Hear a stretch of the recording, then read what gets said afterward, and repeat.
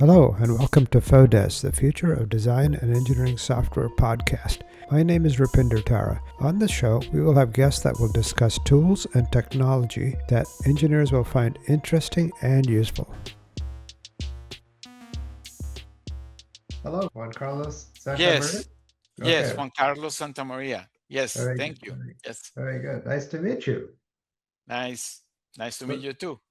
Now, do you normally people address you as Juan Carlos or Juan or Dr. Santamaria? Juan Carlos is fine. Yes, Where are you calling from? I see that you're living in north of Atlanta. Is that where you are? that is where I am. Oh, Yes, okay. it's Okay. in Woodstock, Georgia. That's Does Trimble have an office there? We used to have an office. They closed it down after the pandemic, and now the people who were here are now remote. Okay. Half of my team is remote. All right. Did you go to school in the area as well? Yes, Yep. definitely. I went to Georgia Tech, which Mhm. is here in Atlanta. Mhm. Graduated in 1997, PhD in artificial intelligence, and then a master's in industrial systems engineer, also So computer science. And then I went to Houston for 2.5 years. we've talked to several people about AI, all of them experts, of course, right? Everyone's an expert at AI.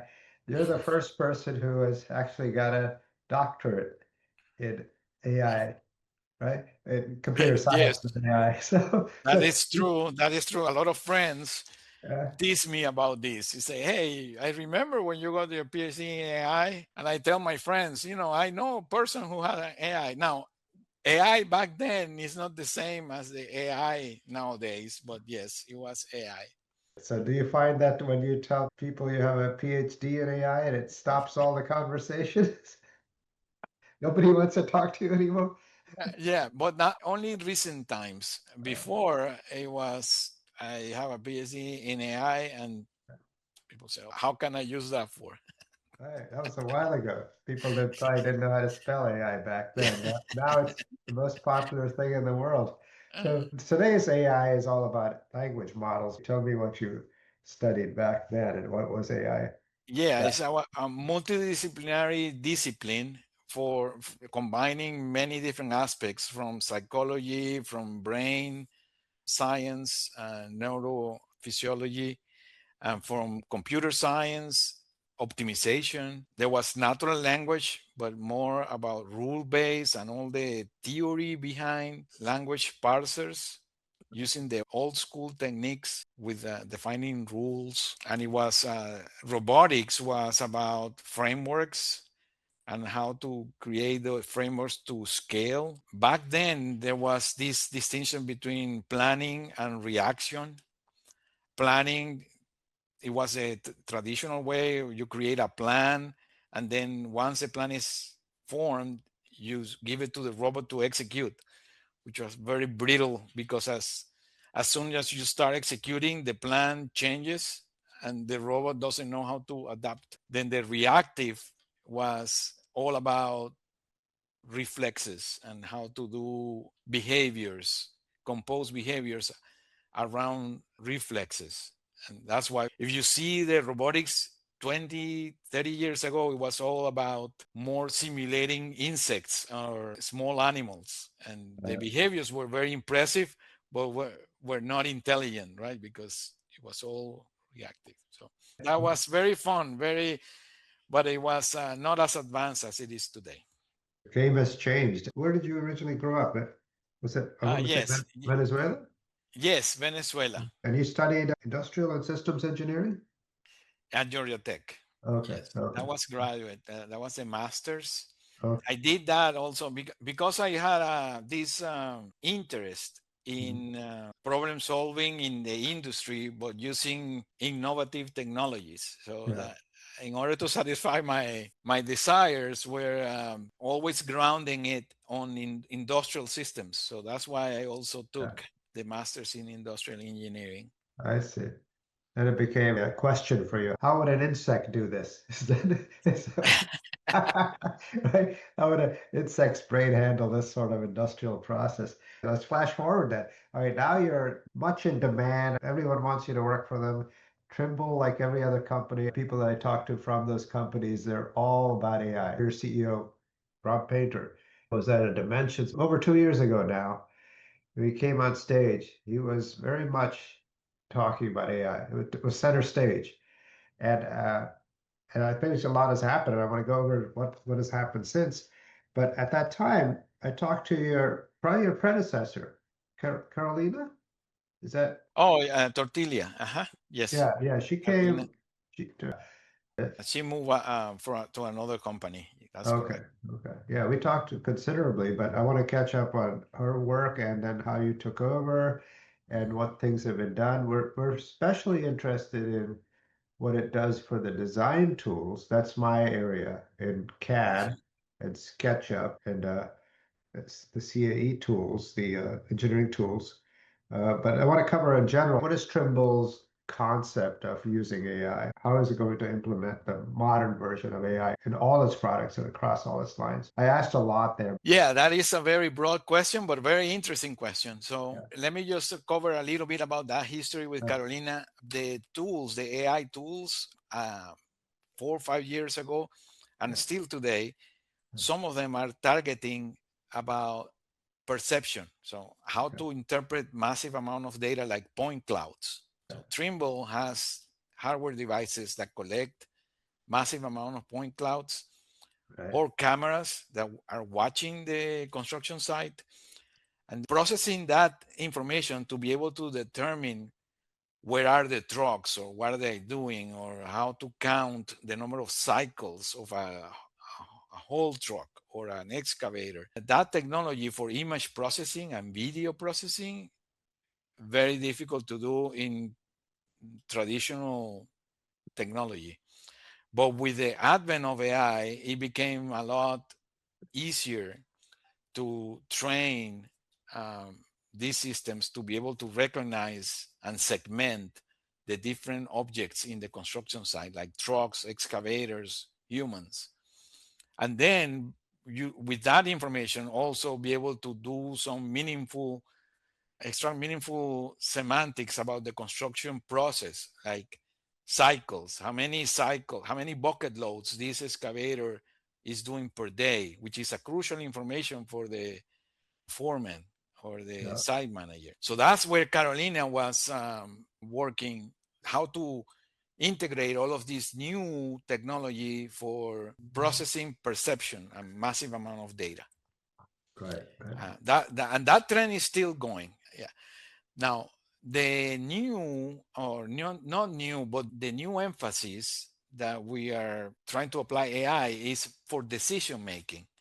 So okay, now it's not just about perception, it's about how to make intelligent decisions, optimal decisions. And that's where this operator assist theme is starting to grow. So it's about helping the operators of heavy machinery in the construction site do their job more efficiently, because you always have a few experts that know how to do this well, but a lot of intermediate and novice operators that they can do the job but they can improve a lot.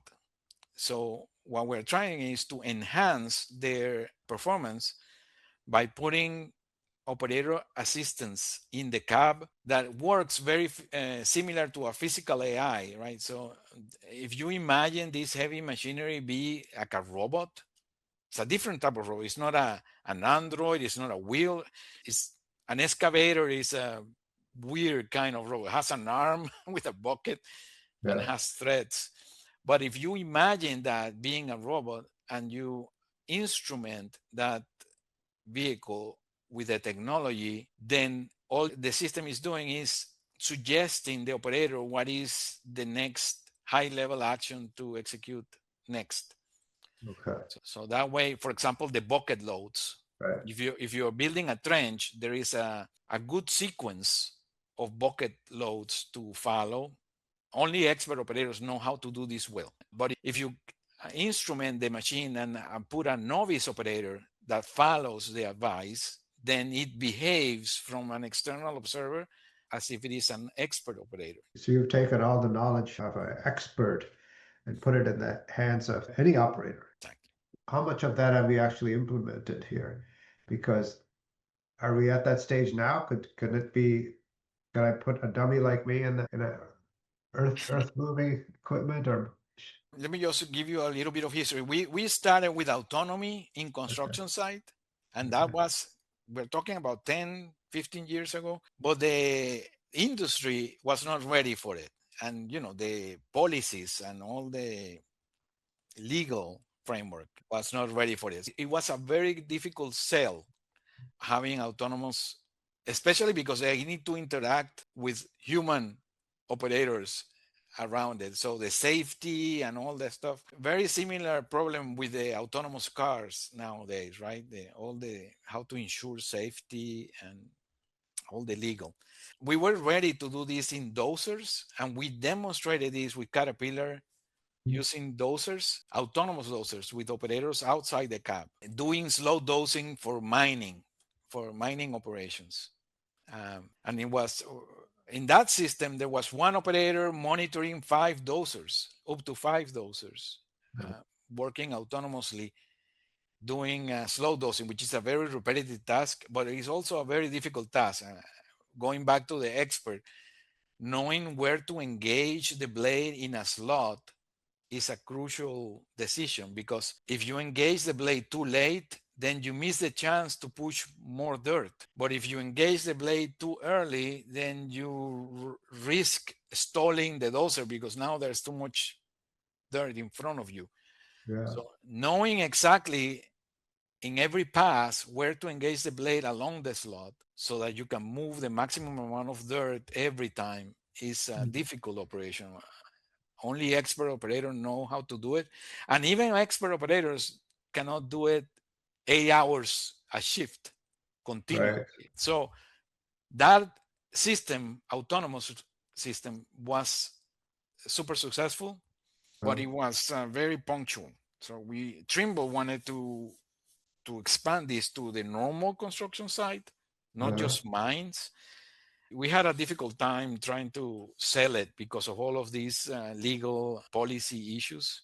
So that's why we had to cast the technology as assist. So operator is in the cab, but it's like being enhanced their skills by the suggestions of the system. yeah.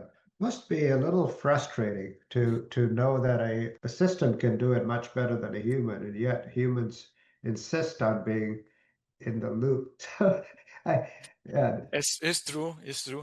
yeah, But not unlike the analogy I always do with this is Google Maps. When you are in your car and yeah, you put your destination and you follow the directions of Google Maps or yeah, guided system, GPS yeah, guided system. Very similar, right? And the system is observing what you're doing, and if you don't follow that suggestion, then it recalculates it. Well, now that you're here, now this is the best thing you can do next.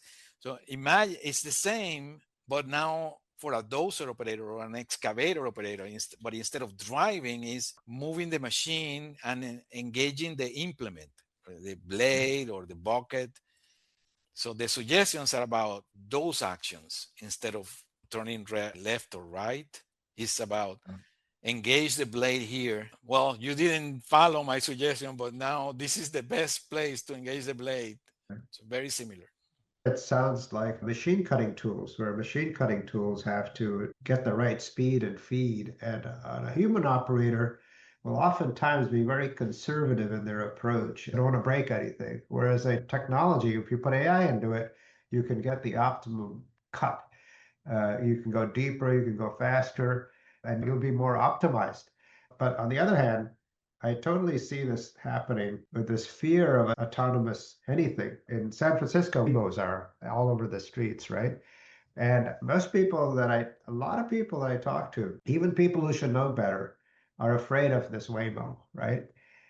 Until they actually get in the car and they actually see it and they drive in it, then they're amazed. Like And I feel like that should be the way people experience the technologies, actual see it and feel it and participate in it, and then they will lose their fear. Do you agree? Yes, I definitely agree with that.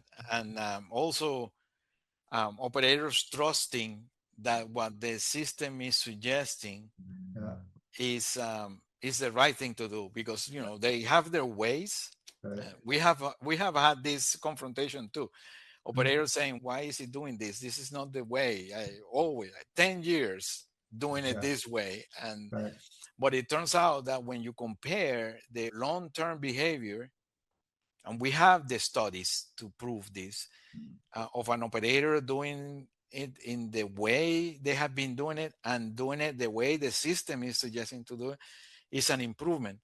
We have a study in Dayton where we improve the time 20% from the expert operator, to how the system is doing it. Yeah, As you say, yeah. we have to put it in the cab and let them experience it. So I Come and see totally it, agree and with you. you'll be amazed. I was amazed when I saw the construction site at the dimensions, and I was with a whole group of press people. It was very nice. You never actually see the machines in operation, and I wasn't expecting to. These large machines, some of them guided autonomously, some of them excavating. One machine was excavating underwater. Do you remember that? Yeah, Yes, yes, yeah. in the offsite Yeah, in yeah. And that Vegas. was Yes. people were just amazed by this happening. And this was the press. Like we should know what technology is capable of. And we were amazed that this is happening. So I totally understand what you're saying. Like Trimble is so far in technology to the actual implementation of the technology. There's so much that can be done compared to how much is accepted. But how much of that is related to, well, I'll call it zero tolerance? You know what they say about zero tolerance for mishaps in aircraft, for example, Oh, right? yes. We cannot tolerate a single aircraft going down, right? There's zero margin of error. There's a considerable margin of error given to humans in cars. We tolerate 35,000 deaths a year in the United States. Tolerate is not the right word, but we somehow accept that as normal, and we don't tolerate a single fatality in autonomous driving vehicles. Do you think there's a similar fear of that in construction and in your industry? It is. It is. Yeah, They are very, construction companies are very thorough in their right, safety procedures. In fact, that every time a visitor enters the site, they need to go safety training uh, and wear the PPE, the personal protective equipment, right, and how to use the yeah, PPE and all of that. And only then yeah, you are in. You cannot even drive your car inside, right? It's yeah, So yes, there is a lot of safety, and some of these systems specifically to monitor for safety. So yeah, and Carolina was also working on this too. How to use AI to monitor the operations of a site for the purpose of finding incidents and right.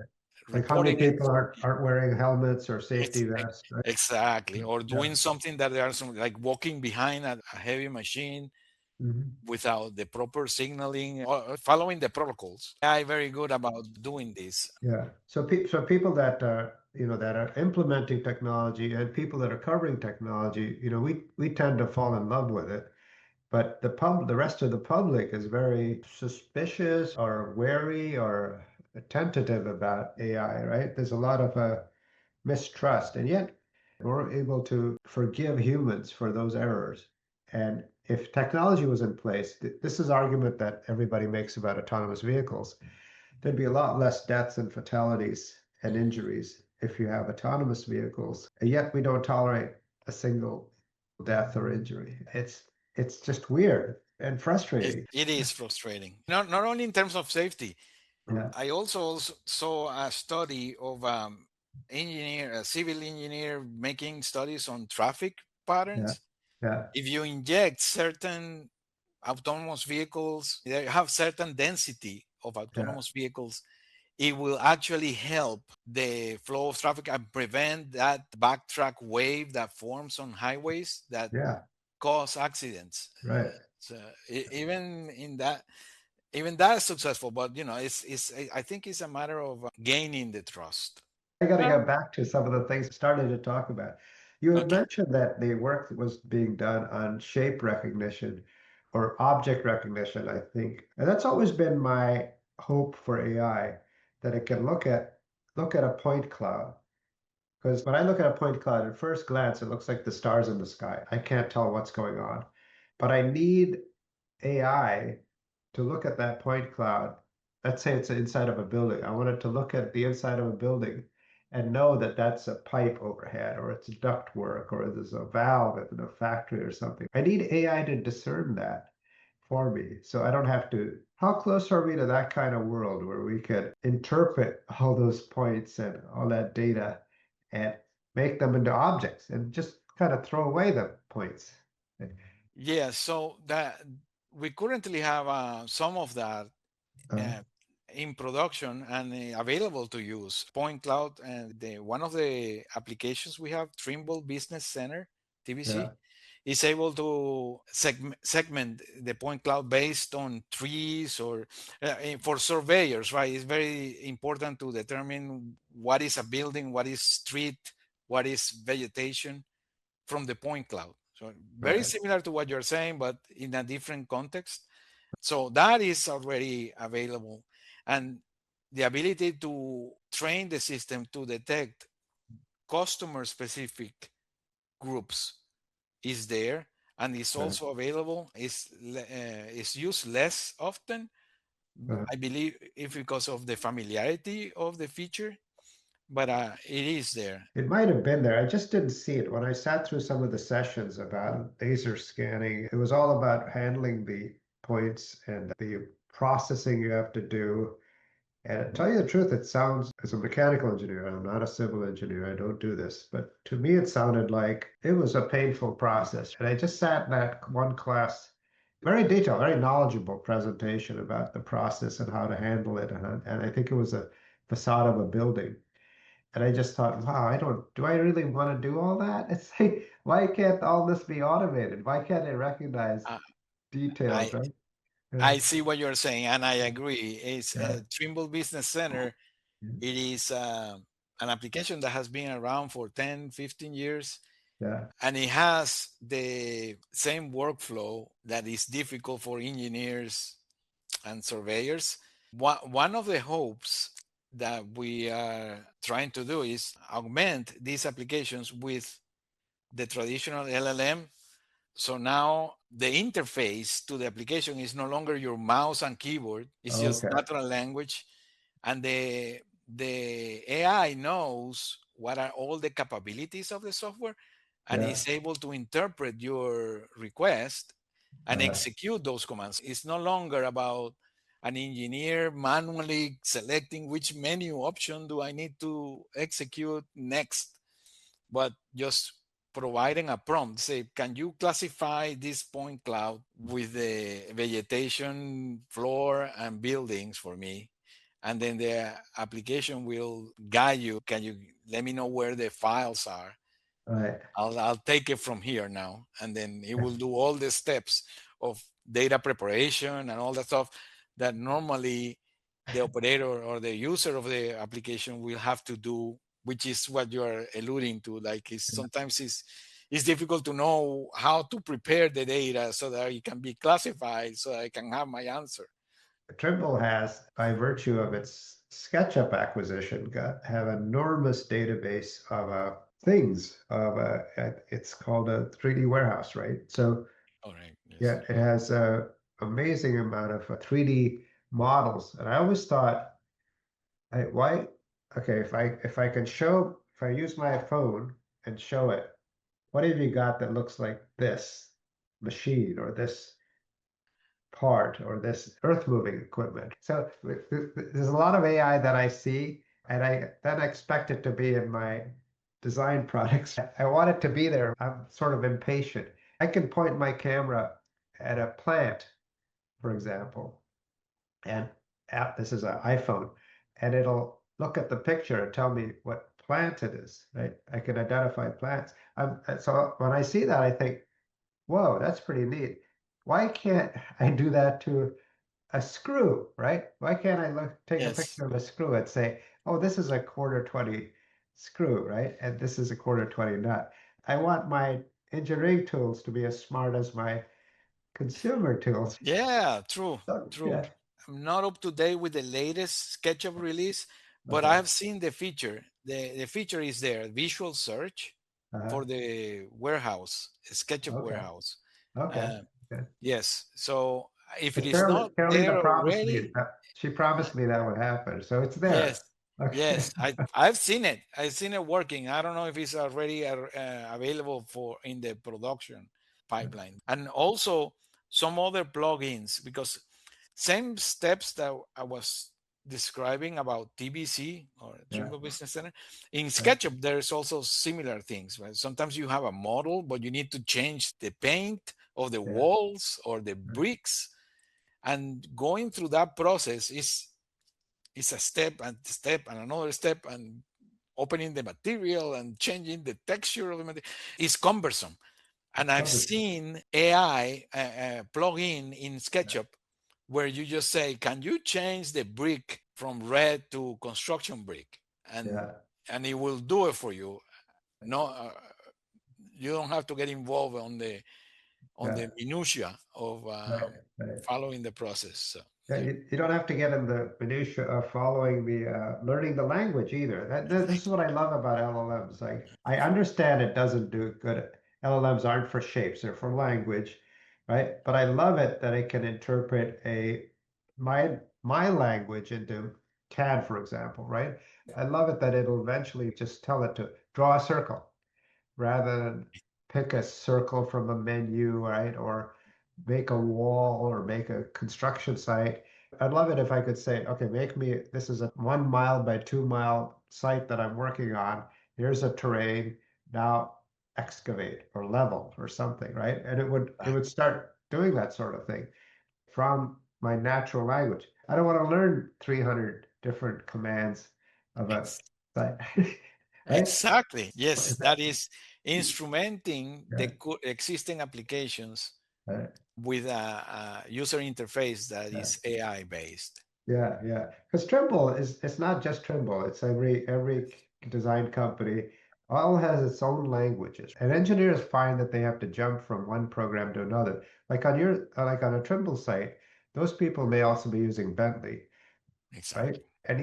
And then they have to become, I say it, you have to become a Bentley engineer. You have to become an AutoCAD engineer, right? You're not an engineer.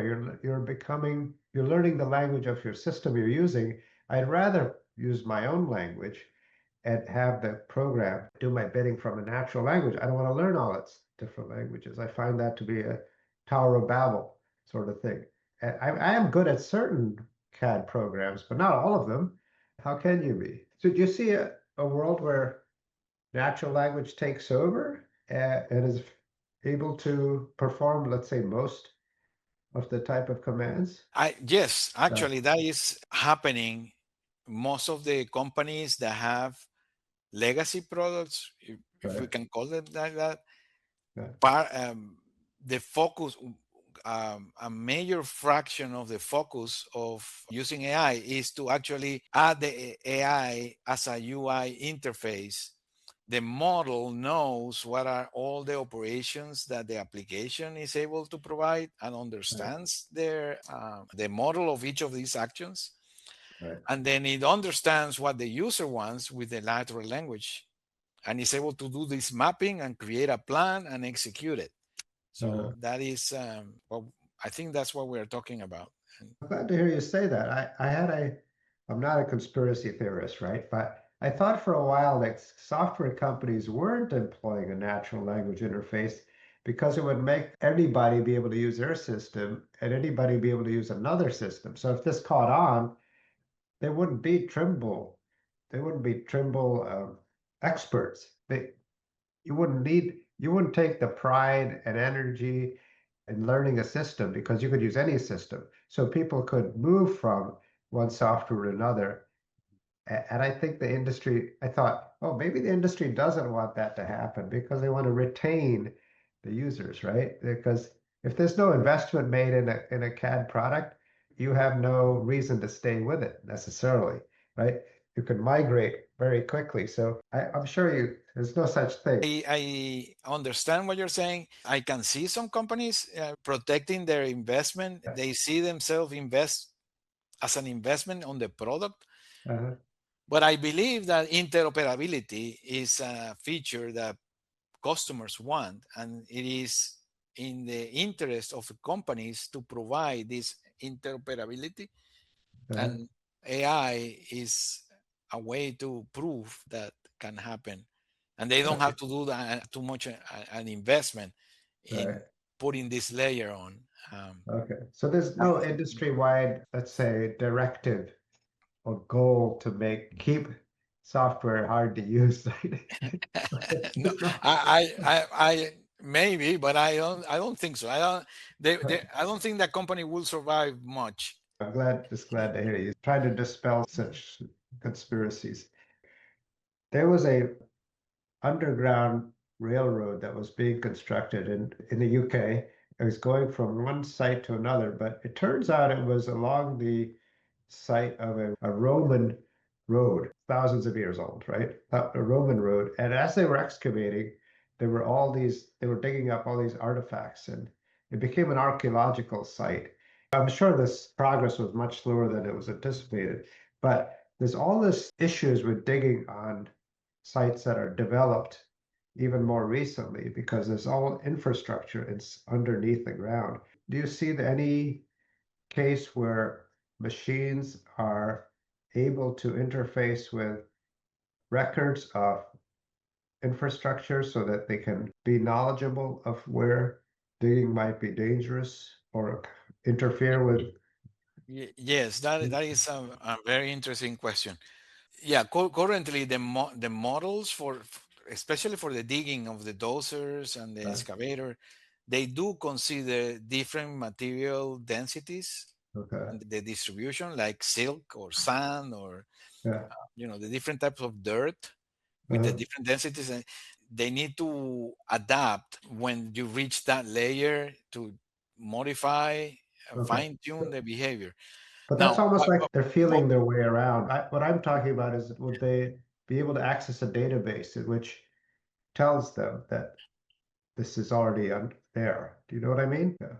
that would be like if on a specific site there is a hard rock ore that is not evenly distributed, so it's higher in one end, and so you can work fine in this end because it's Okay. too deep, but here you need to be able to design according taking into account that there is a hard rock layer just a few meters below Mhm. surface. Yeah. It becomes a tool for the engineer designing how to construct the site more more or less more than when you are Okay. executing the plan and then you found something that was unexpected, like the example I think you gave is belongs in this category. The people designing train did not anticipate there was a Roman Right. buried there, but if they had that, then they could have created the plan accordingly. Yeah. It's a difficult problem, it's planning for the designing or planning for the unexpected is Right. possible, Yeah. but Yeah. it's what are the levels? It's unknown unknowns. It's Mhm. things that you don't know that you don't know. Don't know. That one is the most difficult type of problems to solve, but Yeah. it is possible to, when you know what you don't know, I mean, Uh-huh. you know the class or you know there's something there, I don't know exactly what it is, but Yeah. there's something, and then the plan can accommodate for that and then say, well, if the probability of having rock Uh-huh. is 20%, then the plan is this way, but if it's 80%, the plan changes Right. Right. because you know that there may be rock, but you don't know exactly how, where, or how. I mean, at what depth. But you have some probability. So That's how you capture that you don't know something that you know. But knowing not knowing what you don't know, that's the most difficult part. Yeah. Yeah, it takes a combination. Like Yeah. a skilled operator does this on a machine. They'll use the machine's feedback to say, well, okay, where to dig and where to how fast to dig and all that sort of stuff. And then also he'll probably have to what do they call it? Call before you dig.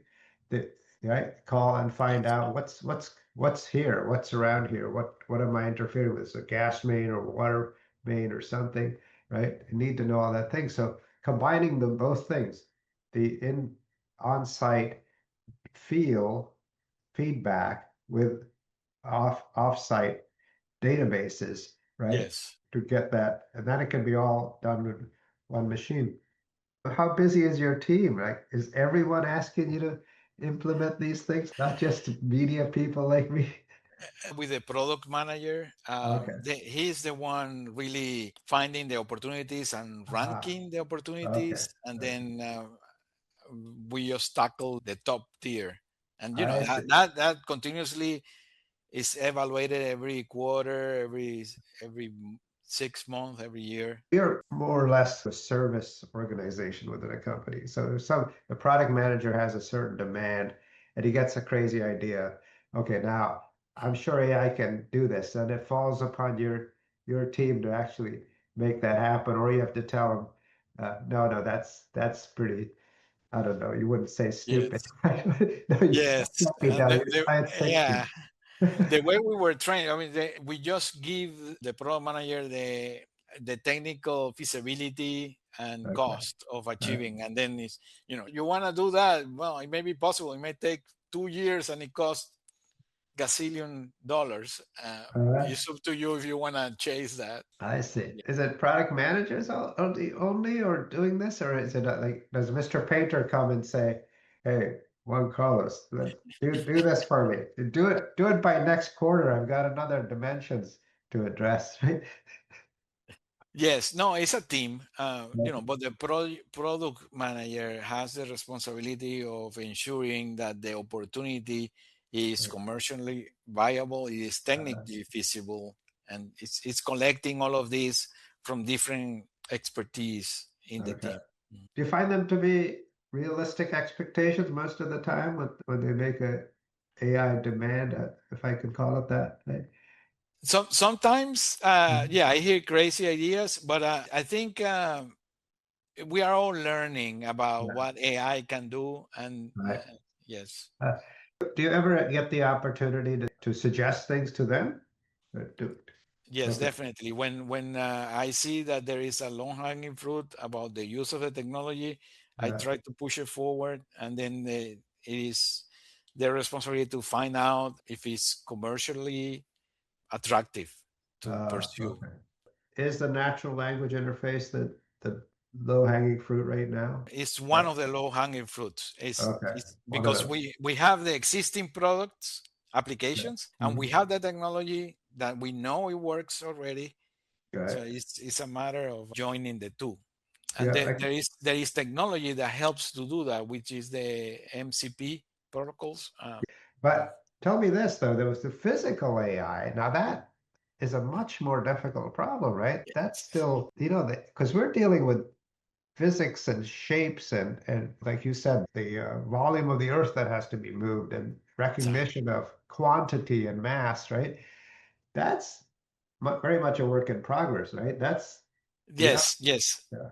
Okay. and that is exactly the focus area of the where the decision making happens. Is about physical AI. Is about embedding the system in the environment and be Right. able allowing it to execute, and for Yeah. that needs to perceive, needs to decide, it needs to Right. act, and it Right. continuously doing that in a loop. And that is Right. what physical AI is about. The LLM there is a way to communicate with the physical AI, but the AI that is needed to drive that is not about language, it's about physical models of what happens if I try to load the bucket with too much dirt or with Yeah. rocks. And that is what is involved, the knowledge that is behind the physical AI. How is the world behaving under the influence of actions? And by knowing that, the system is able to contemplate different alternatives and pick the one that is the best to achieve the goals. One last thing. I see you have children, right? So how do you advise them? Do you think they should all be learning AI or computer programming or how? I think so. I think so. I know it's challenging for education right now, Yeah, all the AI, because it's transforming not just how. Well, I think we need the ability to the kids learn AI yeah, and the teachers to teach how to use AI efficiently. But right. I don't think it's something to be feared. I think it's something to it's a powerful technology that can be used for good or bad. So all of that is still on the table. But I think we need to learn. I always remind them of the 60s or the 50s when the engineers used to use the slide rules, right? Right. They Yeah. always carry that. Oh yeah. We gotta, yeah, I know. I remember that. You know, you see this? I keep this around. This is a slide rule, but it's circular. ah, Circular exactly. slide rule. Ex- Yeah, but yeah, Very I good. grew up when you got into computing, when you got into university, they are already they were into computers by that point, right? So I was on the cross. I Exactly. When I started going to engineering school, people were just starting to use calculators, and then when I got out of engineering school, they just started to use computers. The What a Yeah, world! What? exactly. So I see it the same way. It's it's a new tool that is enhancing the capability of your working environment. So I think AI is an order of magnitude more than those, Yeah, and it may be challenging, but we have to find a way of doing it. And as I saw in one comment the other day, uh, we are learning how to use AI, but in the process of learning to use AI, I think we are improving ourselves in the sense that we now need to structure our thoughts to be able to do meaningful prompts. yes. If I say so, and that that is the AI teaching us how to communicate better. I think, well, Carlos, this has been great. And I've got to say, a lot of fun. Thank you so much for opening up and talking about AI, human to human, uh, not, not just as a company man, but I really appreciate meeting you and talking to you. I'll let you get back to work, but thank you so much for this conversation. Thank you for having me, and it was very fun to talk about AI too. It's Uh, my passion. Yes. very good. All right. I'll Uh, see you. Hope to see you soon. See ya. Bye-bye. Bye. Bye-bye. Thank you for listening to FODES, the Future of Design and Engineering Software Show, brought to you by Eng Technica. I hope you have learned of a new application or technology that will help you with your job. If you have an application you think would be of interest to other engineers, please let me know by emailing me at rupinder@engtechnica.com or message me on LinkedIn.